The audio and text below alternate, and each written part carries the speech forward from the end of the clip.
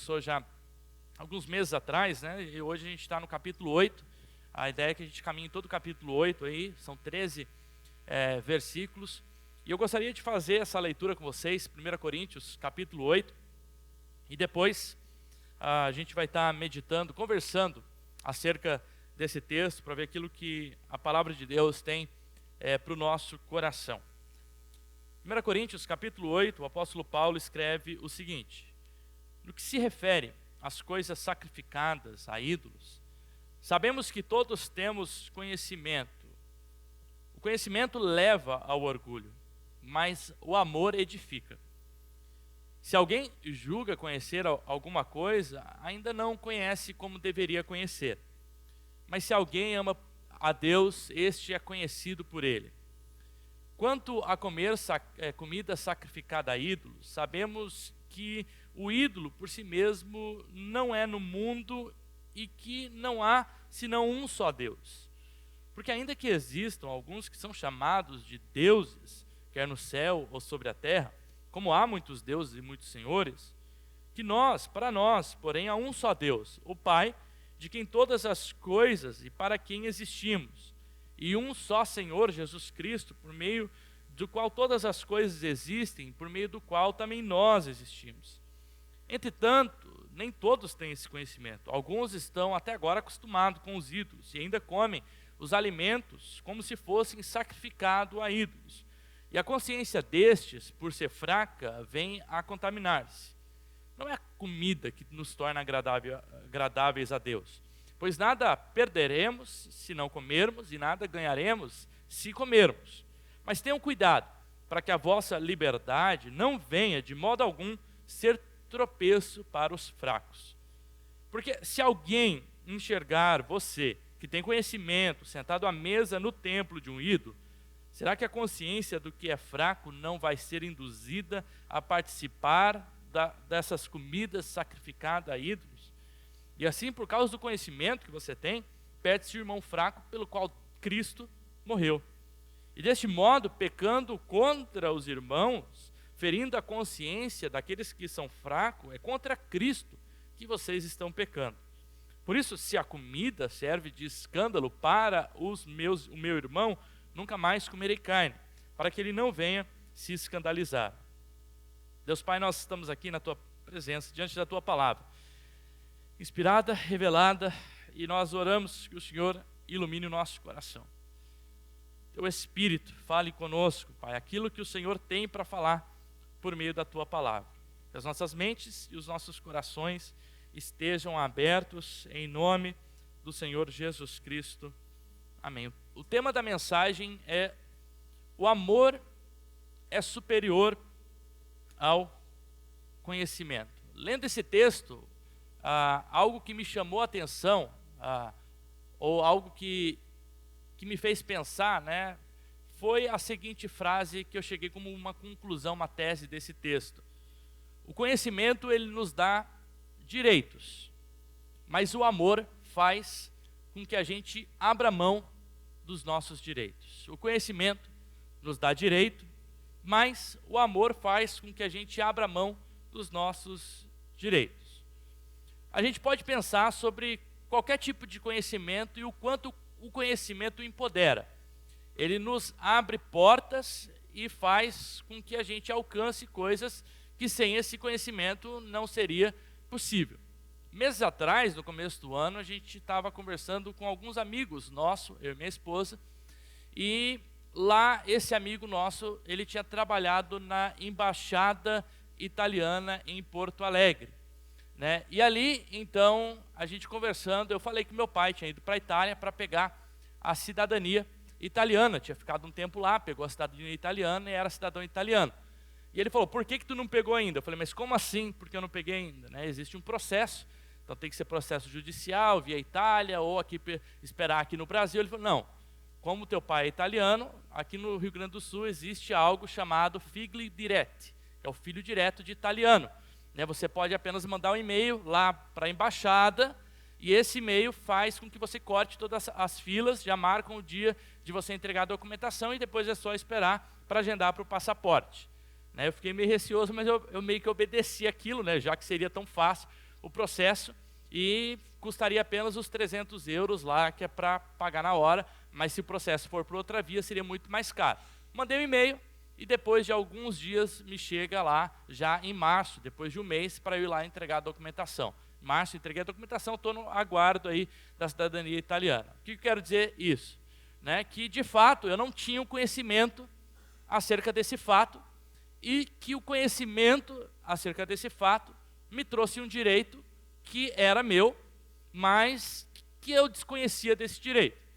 A gente, muitas vezes, deixa de usufruir de muitos direitos nosso, enquanto cidadão brasileiro, né, tendo a ver com a nossa cultura, a faixa de renda, porque às vezes a gente desconhece os nossos direitos. A gente tem uma advogada aqui, né, que pode falar mais sobre direitos. Né?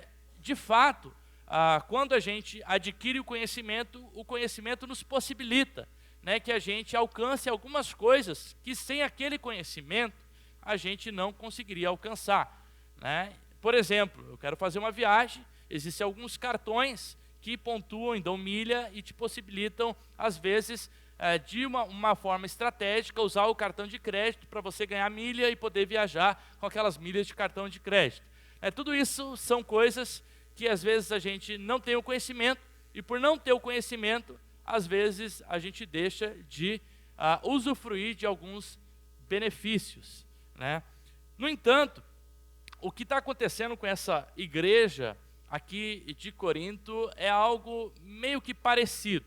Né? Essa igreja é uma igreja que a gente vai ver aqui, ela se ensoberbece, ou ela diz ter o conhecimento.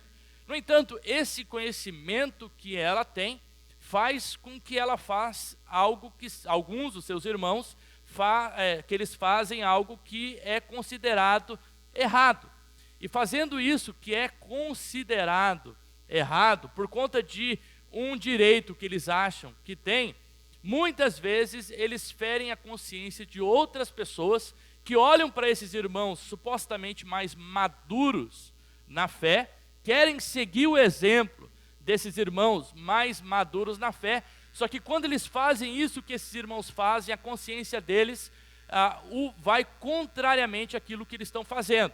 Então, ao invés desse irmão ser edificado, o texto vai dizer que ele é destruído por aqueles que o texto chama de forte, ou que tem uma consciência acerca de algo, tem o conhecimento acerca de algo, mas usa esse conhecimento em interesse próprio e não pensando em como esse conhecimento vai reverberar na vida do outro irmão, daquele que é neófito na fé, daquele que está conhecendo a Cristo, daquele que não tem esse conhecimento, e aí muitas vezes faz com que essa pessoa seja destruída. Paulo então vai tratar aqui no capítulo 8 e também lá no capítulo 10 acerca de comida sacrificada a ídolos.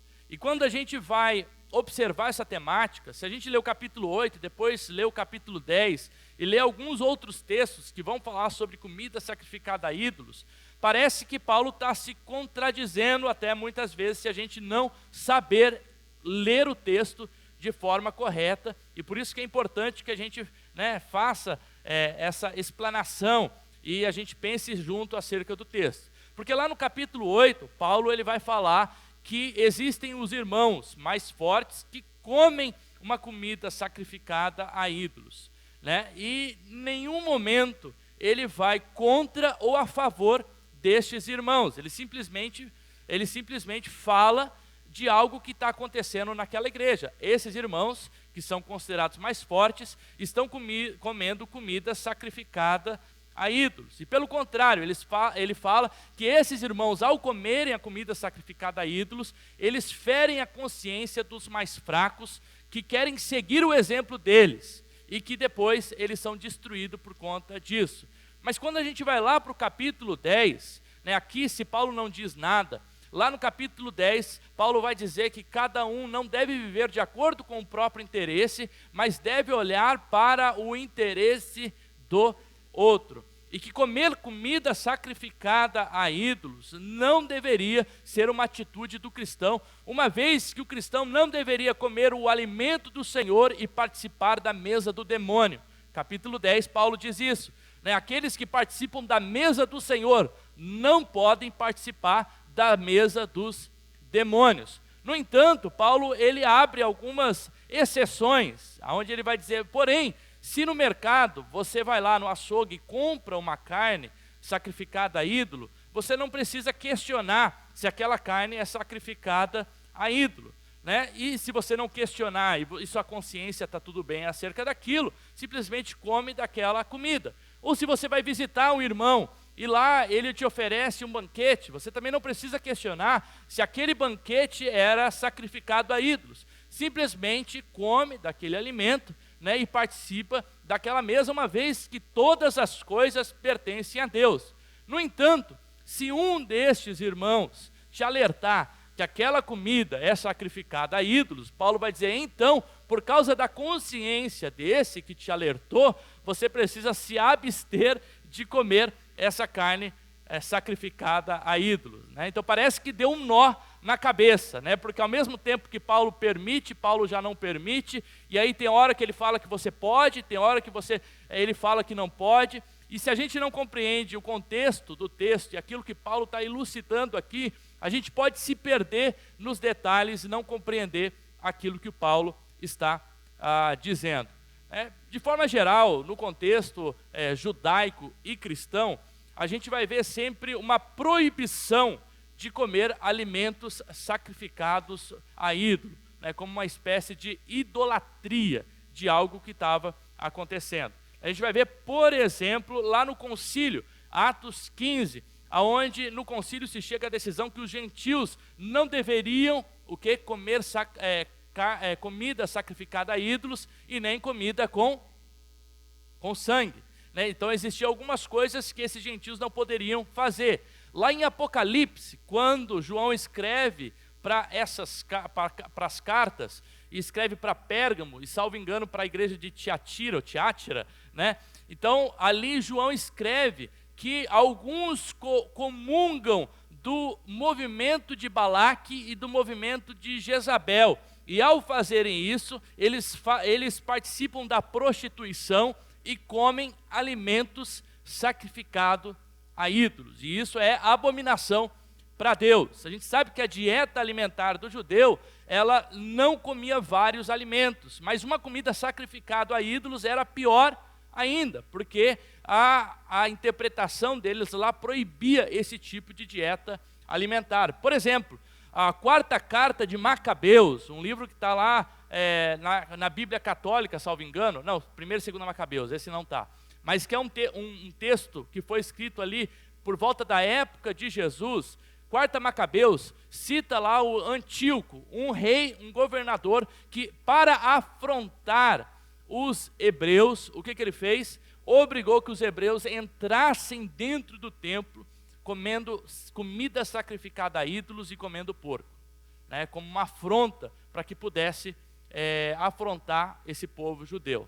A Didaquê, que é um livro cristão do primeiro século, né, onde tem lá o manual de rito e doutrina cristã, proibia também que os cristãos comessem comida sacrificada a ídolos, né? Entendendo que a comida sacrificada a ídolos era a comida que era sacrificada no altar dos deuses pagãos. Então, quando a gente lê esse texto, às vezes a gente tenta fazer algumas associações que elas não acontecem de forma direta. A gente precisa entender, então, o que era essa comida sacrificada a ídolos, para que a gente possa, então, contextualizar e pensar como o texto fala para a gente enquanto igreja hoje. Vamos pensar na cidade de Corinto. A cidade de Corinto existia pelo menos, eles dizem lá, 27 templos pagãos, né? Então você tinha o templo lá, a Apolo, o templo Asclépio, vários deuses pagãos lá, entidades pagãs, onde se fazia sacrifícios para esses deuses pagãos. Diferente da gente, quando a gente fala assim, ó, eu vou adorar a Deus, a gente vai para a igreja, a gente ora, a gente canta, a gente ministra a palavra, recebe a palavra, oferta, e a gente entende que esses atos que acontecem dentro da igreja são atos de adoração a Deus.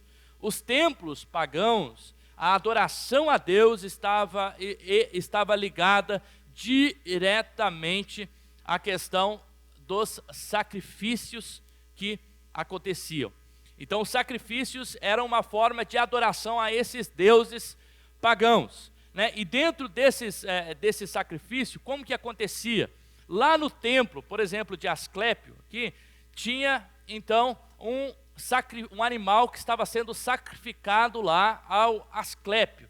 E quando era sacrificado esse animal para o Asclépio, parte desse animal era queimado como uma espécie de sacrifício a esse Deus, parte desse animal ficava com o sacerdote que queimava esse alimento. Ao fazer isso, depois desse sacrifício, normalmente haviam as refeições que aconteciam no templo. Ou seja, existiam festas sociais, festas comunitárias, onde as pessoas lá no templo participavam então dessa alimentação, dessa comida que era sacrificada a ídolos. E aquilo que sobrava ainda ia para aquilo que a gente diz um açougue de fundo de quintal, que ficava próximo ao templo, para que essa carne fosse oferecida e vendida, né, às vezes até por um preço superior, uma vez que essa carne era considerada uma carne consagrada.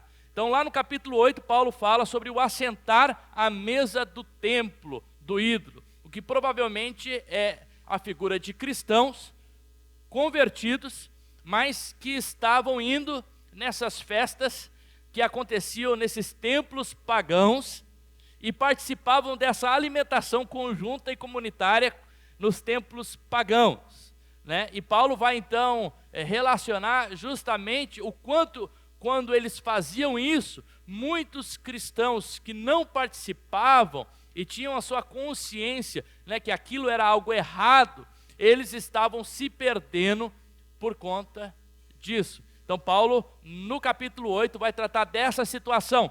Cristãos lá no templo pagão, participando de uma festa lá de adoração a ídolos pagãos, e ali então quando eles faziam isso, a consciência de outros era ferida.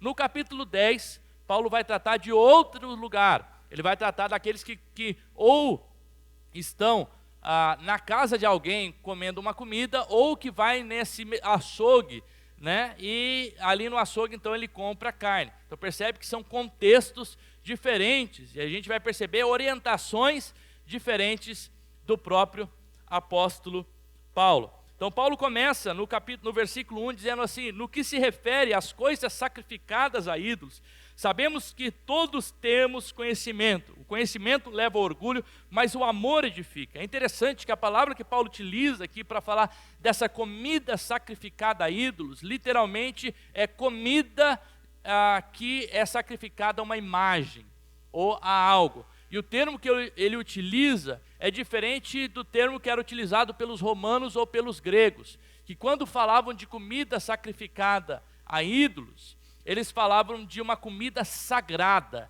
Paulo usa uma expressão hebraica para falar que essa comida era sacrificada a ídolos. E ele faz possivelmente uma citação aqui da igreja de Corinto, que ele diz assim: sabemos que todos temos conhecimento. E esse temos conhecimento possivelmente era uma ideia da igreja de Corinto, uma igreja que dizia assim: nós temos o conhecimento acerca dos assuntos, e acerca desse assunto sobre comer comida sacrificada a ídolos. Acho que está falando ali, né? E aí ele diz assim, aí a gente vai ver um contraponto do apóstolo. Ele vai dizer assim: embora vocês dizem que têm conhecimento acerca desse assunto, ele diz, o conhecimento leva ao orgulho, mas o amor edifica. O conhecimento que não está debaixo de Cristo, ele só leva ao orgulho próprio. Ele só leva ao ensoberbecimento do próprio eu. Quantas pessoas, às vezes, quando se enche de conhecimento acerca de algo, eles se sentem superiores a outras pessoas. Se sentem como se eles fossem melhores acerca do que outras pessoas.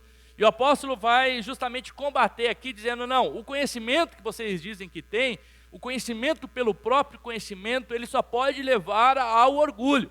Mas quando esse conhecimento é submetido ao amor, O amor, então, ele edifica. O conhecimento, ele precisa ter como base o amor, né? E por isso, o amor deve ditar em como o nosso conhecimento, ele deve agir. E é isso que Paulo vai justamente trabalhar nesse texto. Vocês não devem agir com base nesse conhecimento que vocês pensam que têm. Vocês pensam que o conhecimento de vocês dá autoridade. No entanto, quando nós vamos agir a respeito da fé, a base da nossa ação deve ser o amor que edifica. E assim a gente subjuga o próprio conhecimento ao amor. E quando a gente age pensando, a gente não deve pensar no direito que eu tenho. Não, mas olha, eu sei que isso não é pecado, então eu vou fazer. Mas não é simplesmente isso, né? É o como a minha ação ela vai reverberar e vai impactar na vida do outro. Por isso, o conhecimento, pelo conhecimento, ele faz com que a gente se ensoberbeça. Mas o amor faz com que a gente seja edificado. Né? De fato, aquela frase de Aristóteles é verdadeira, né? Só sei que nada sei, né? Quando a gente, ou aquele que conhece verdadeiramente as coisas, ele entende que todo conhecimento ele deve ser um conhecimento humilde, colocado diante de Deus.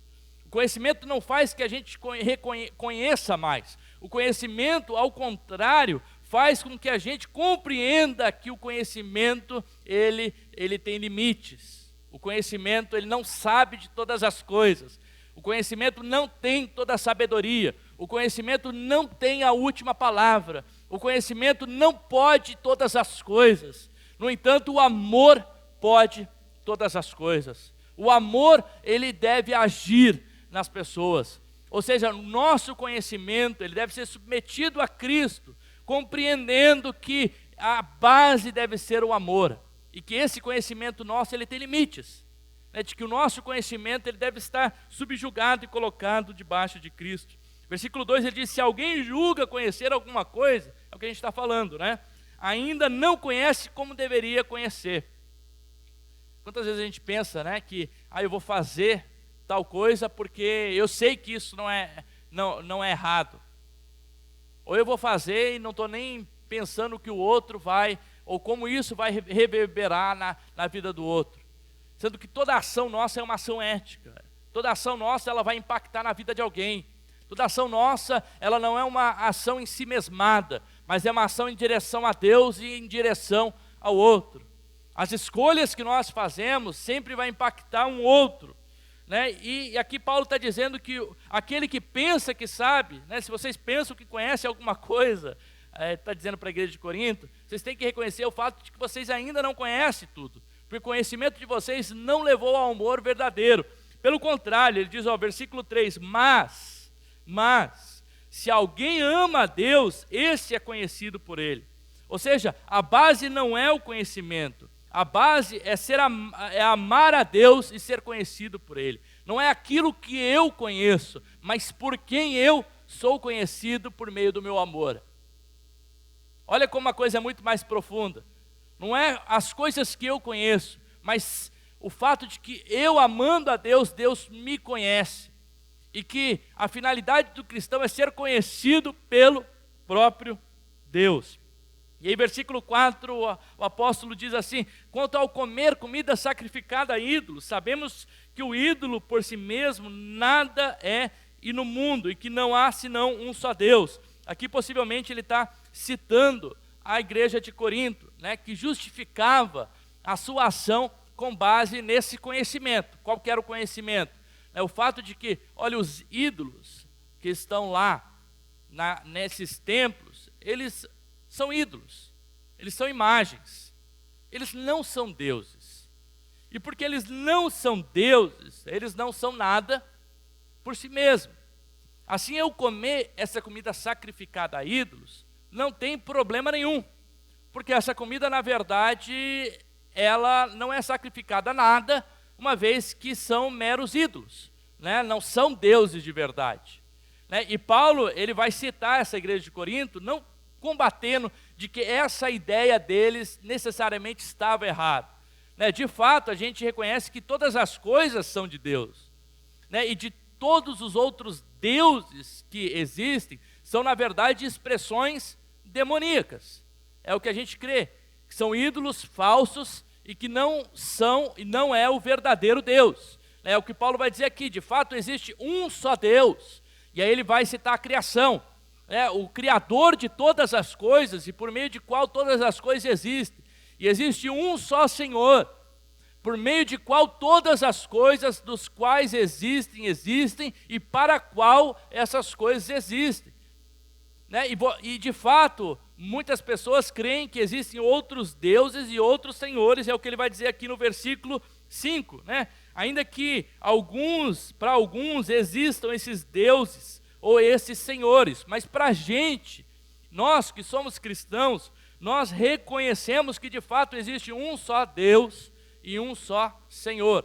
Então, de certa forma, ele está dizendo, olha, de fato o conhecimento de vocês acerca disso é verdadeiro, mas esse conhecimento de vocês não dá o direito de vocês participarem dessas festas sacrificadas a ídolos.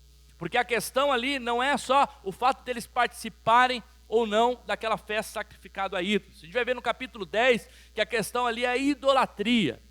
De que pelo fato deles participarem dessas festas sacrificado a ídolos, eles se faziam também adoradores desses ídolos falsos. É como se a gente vai participar, de uma festa, de um movimento ali que crê nos astros, e que os astros são deuses. Eu vou inventar algo para a gente pensar. Esses astros são deuses, e existem vários astros. O sol é um deus, a lua é outro deus, e aí a gente vai para essa festa ali, comunga com todo mundo, e come junto com essas pessoas. A gente sabe que na nossa consciência, a gente está fazendo isso, a gente não está adorando esses outros deuses. Mas o argumento de Paulo é de que quando a gente faz isso, de fato, a gente está participando da mesa com essas pessoas. E de que as pessoas que vão olhar para a gente fazendo isso, vão muitas vezes querer imitar o exemplo dessas pessoas e vão ser destruída a fé. A gente muitas vezes tem a compreensão de que o escândalo é quando a gente faz algo que o outro se assusta por aquilo que eu faço. Então, por exemplo, o pastor está andando de short, que eu vou dar um exemplo, e aí, eu estou falando porque ontem de fato eu vim de short aqui, para a gente não é problema, mas existem algumas comunidades que pode ser um problema andar de shorts, ou de bermuda, era bermuda, Então, aí o pastor está lá de bermuda e algum irmão olha para aquilo e se escandaliza. Não, isso não é escândalo. Não é o que o texto entende aqui como pedra de tropeço.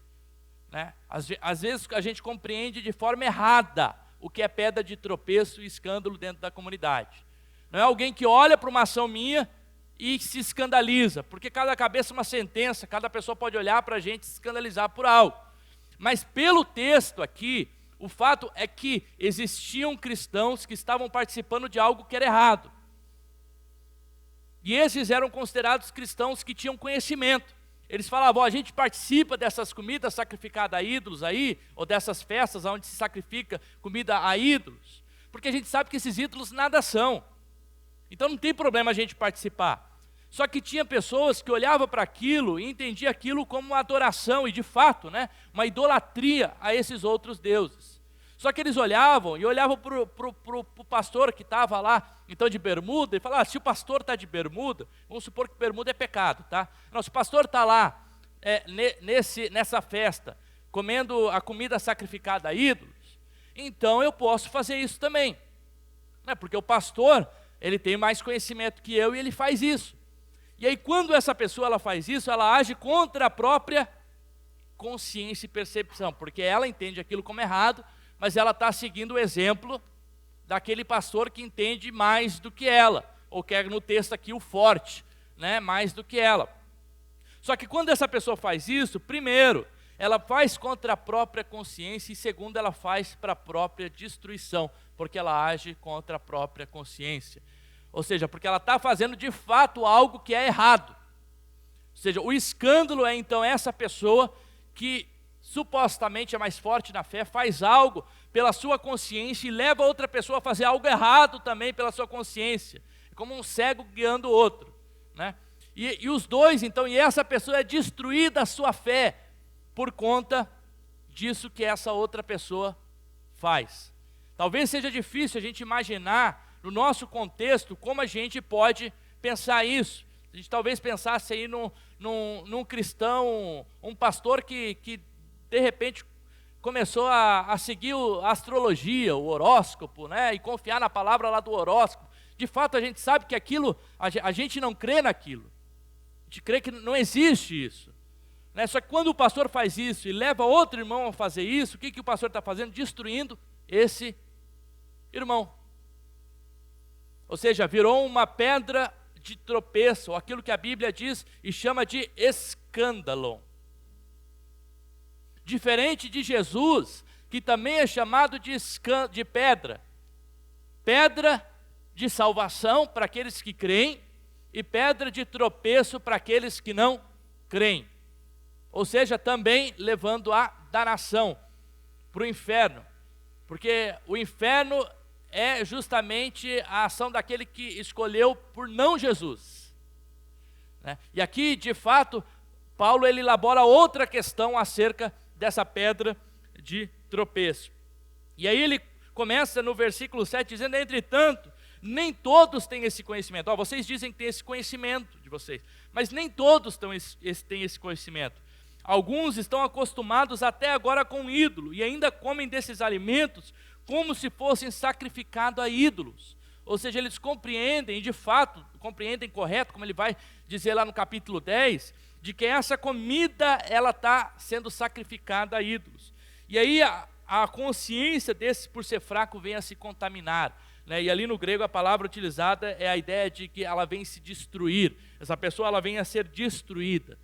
Versículo 8, Paulo então diz, né, aqui citando de novo a igreja de Corinto: não é a comida que nos torna agradáveis a Deus. A palavra agradáveis, ela pode ser tanto apresentável diante de Deus, ou nos traz um julgamento diante de Deus. É o que a igreja de Corinto pensava. E aqui às vezes fica difícil a gente compreender esse diálogo que Paulo está jogando aqui entre aquilo que a igreja de Corinto fala e aquilo que ele então rebate à luz do Evangelho, porque no grego a gente não tem um abre aspas, fecha aspas, citação, dois pontos. A gente tem alguns termos ali que nos ajudam a compreender isso, né? E de fato algumas traduções em português e inglês já trazem essa compreensão. A igreja, é como se Corinto está dizendo assim, não é a comida que nos torna agradáveis diante de Deus. Então comer ou não comer essa comida sacrificada a ídolos, tanto faz.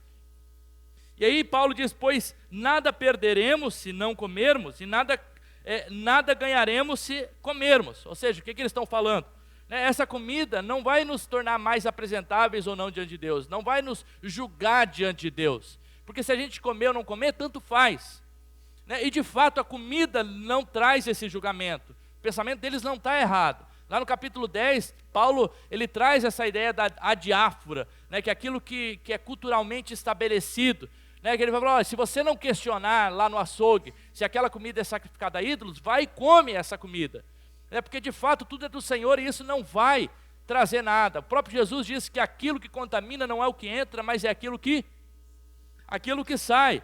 Então o raciocínio deles não estava errado nesse sentido. No entanto, o raciocínio deles fazia com que alguns dos irmãos se perdessem dentro daquela comunidade. E aí Paulo ele argumenta isso no versículo 9, dizendo: mas tenham cuidado, para que essa liberdade que vocês têm, conhecimento trouxe para vocês essa liberdade. E a palavra liberdade aqui é exousia, autoridade.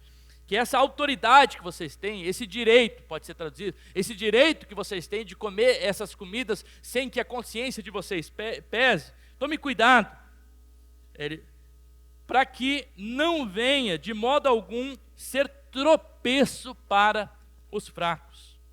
Porque se alguém enxerga você, que tem conhecimento, sentado à mesa do templo de um ídolo, comungando com essas pessoas, será que a consciência do fraco não vai ser induzida a participar da comida sacrificada a ídolos? Então é aquilo que a gente disse, né? Aquele que é forte na fé, que tem a consciência de que está fazendo não é errado, Embora seja errado, e Paulo vai trazer isso no capítulo 10, Paulo faz isso muitas vezes, ele trabalha com o argumento da graça. Ele vai dizer assim, olha aqui, o argumento da graça é esse, vocês falam isso, né? E aquilo que vocês estão fazendo realmente debaixo da graça não tem problema. E aí depois lá no capítulo 10 ele fala, mas vocês não devem comungar da mesa dos demônios e da mesa de Deus. O cristão não deve comungar da mesa de Satanás e da mesa de Jesus. E assim, por causa do conhecimento de vocês, perde-se o irmão fraco pelo qual Cristo morreu. Não foi isso que Jesus fez, o contrário. Filipenses 2, 5 a 11. Jesus, sendo o próprio Deus, o que ele faz? Ele tinha o direito de ser Deus, não tinha? Ele tinha todo o conhecimento, não tinha? O que ele faz? Ele abre mão. Ele abre mão para que em amor ele dá a vida pelo outro. O ato da kenosis, o que a gente diz esvaziamento de Jesus é isso. Jesus sendo Deus, abre mão, usurpa do próprio direito de ser Deus, desce como homem, desce como servo, olha a degradação, morre numa cruz. Não, meu não. E ao fazer isso, ele doa a sua vida pelo outro. Aqueles da igreja de Corinto fazem o contrário, eles têm o direito e eles querem usar do direito independentemente do que esse direito pode causar. E aí Paulo está dizendo assim, o que vocês fazem é contra o próprio Cristo, porque Cristo não agiu dessa forma. E depois ele vai dizer, sede meus imitadores, assim como eu sou de Cristo. É de abrir mão do próprio direito pelos irmãos. É o que ele vai discorrer no próximo capítulo, capítulo 9. Eu sou apóstolo, eu sou chamado para ser apóstolo. Todos os apóstolos aí, eles recebem e são remunerados por conta disso. E eu tenho direito por conta disso, por conta daquilo, mas eu escolhi abrir mão do direito. Depois ele vai começar a argumentar sobre essa questão, né? Usando o próprio exemplo, né? Que abre mão do direito para que a consciência do outro possa agir. E assim, por causa do conhecimento, perde-se o irmão fraco pelo qual Cristo morreu. E aí versículo 12 e 13 ele finaliza, e deste modo, pecando contra os irmãos, ferindo a consciência daqueles que são fracos, é contra Cristo que vocês estão pecando. Por isso, se a comida serve de escândalo para o meu irmão, ele vai falar, eu viro vegetariano. E aí ele utiliza o argumento não, se a carne, né, escandaliza o meu irmão, eu viro vegetariano. Ele começa falando sobre comida sacrificada a ídolos. Ou seja, ele está direcionando para um assunto específico. Uma comida, e aí não necessariamente era carne, né, porque nos templos diferentes coisas eram sacrificadas a ídolos. Poderiam ser carne, poderia ser grãos, né, e havia diversos sacrifícios a ídolos. Mas aí aqui no versículo 13, ele vai finalizar dizendo da comida comum. Não é da carne sacrificada a ídolos. Ele vai dizer da carne, normal. Mas se a carne, ela fere a consciência do outro, ela é escândalo, faz com que o meu irmão se perca, por conta disso eu viro vegetariano por conta da carne. De fato, o conhecimento nos traz direitos e abre mão e abre portas para a nossa vida. Mas a ética cristã não é baseada no conhecimento que a gente tem, mas no fato de que nós amamos a Deus e somos conhecidos por Ele, e de que nós agimos com base no amor. E o nosso conhecimento que nós temos é submetido ao próprio Cristo, a fim de que nós possamos agir em direção ao outro, fazendo com que esse irmão se ganhe para Cristo e não se perda. Aqui alguns princípios e algumas verdades que a gente aprende sobre esse texto, é que agir com base num conhecimento apenas é insuficiente. A gente, enquanto cristão, precisa sim ter o conhecimento. O conhecimento ele é importante, mas todo o conhecimento ele deve ser subjugado e colocado debaixo do amor, da ética do amor, né? Da ética daqueles que submetem o conhecimento ao amor. O meu conhecimento, a ação que o meu conhecimento gera, ela está baseada no amor que eu tenho pelo outro. E aí, se não está, eu preciso abrir mão daquilo que eu considero como direito, daquilo que eu considero como autoridade, daquilo que eu considero como privilégio, a fim de que o outro não se perca por conta de Cristo. As ações do conhecimento são sempre, de certa forma, parcial, né? O conhecimento ele faz com que a gente haja de forma parcial, mas o amor, ele é completo. O amor faz com que a gente tenha integralidade nas nossas ações. Por isso a gente deve submeter o nosso próprio conhecimento ao amor. E eu preciso sempre, né, como o próprio apóstolo aqui, ele nos orienta, né, compreender essa relação, né, entre o conhecimento e o amor. E como igreja, né, essa divisão que Paulo vai fazer, aqui no capítulo 8 ele vai se direcionar para aqueles que são considerados fortes, né, mas que parece, nessa interpretação do texto, que eles não são tão fortes assim, né? Pelo contrário, a igreja de Corinto tem essas especificidades, né? Aqueles que se consideram como fortes, aqueles que se consideram como donos de todo conhecimento, donos de toda a glória, de poder, né? Cheio de dons do Espírito. E aí Paulo vai lá começar a desmistificar isso, né? Vocês falam que são tão fortes, têm tanto conhecimento, tanta maturidade na fé, mas vocês não estão enxergando que muitas vezes esse conhecimento de vocês tem feito com que vocês façam coisas erradas. E aí vocês se baseiam no conhecimento para fazer essas coisas erradas e faz com que outros irmãos, a partir disso, também sigam o exemplo de vocês. Que Deus nos dê graça, né, a partir desse texto, para compreender essas realidades, né? De tudo que a gente faz, a gente precisa, sim, o conhecimento ele é importante, mas mais do que tudo, né, nutrir o amor na ação que eu tenho em direção ao outro. Muita coisa que a gente faz que não necessariamente é errado. Não é errado. Mas, se necessário for, Paulo diz que a gente tem que, às vezes, até abrir mão daquilo que a gente nem considera como errado. A gente sabe que tem o direito de, a fim de que o outro seja ganhado para Cristo, né? Claro que aqui a gente não está falando especificadamente de questões que, às vezes, elas são insignificantes e são culturais para Deus. A gente está falando de questões que realmente podem levar à destruição do outro irmão da fé, né?